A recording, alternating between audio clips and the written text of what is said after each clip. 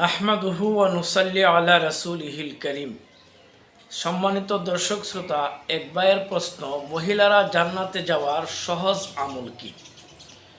মহিলারা জান্নাতে যাওয়ার সহজ আমল বিষয়ে রাসূল করিম সাল্লাল্লাহু আলাইহি ওয়াসাল্লামের এক হাদিস যথেষ্ট।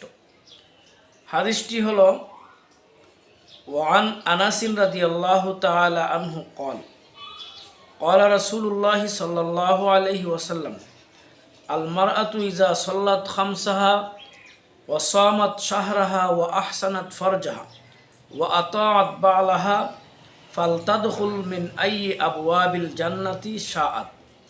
এই হাদিসে মহিলাদেরকে চারটি কাজ করার কথা বলা হয়েছে। এক নম্বর, ইজা সল্লাত খামসাহা, মহিলারা 5 ওয়াক্ত নামাজ পড়বে। 2, ও সামাত শাহরাহা, রমজান মাসের রোজা রাখবে।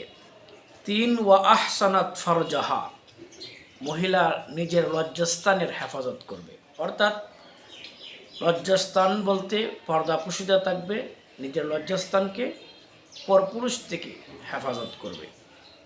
4, ও আতাআত বালাহা, স্বামীর আনুগত থাকবে, স্বামীর যাবতীয় বিষয়াদি সবগুলা সে খেয়াল রাখবে এবং স্বামীর কথা মতো জীবন পরিচালনা করবে। এই 4টি কাজ করতে পারলে ফালতাদখুল মিন আইয়ি আবওয়াবিল জান্নাতি শাআত, সে বেহেশতের যে দরজা দিয়ে ইচ্ছা প্রবেশ করতে পারবে। সুবহানাল্লাহ।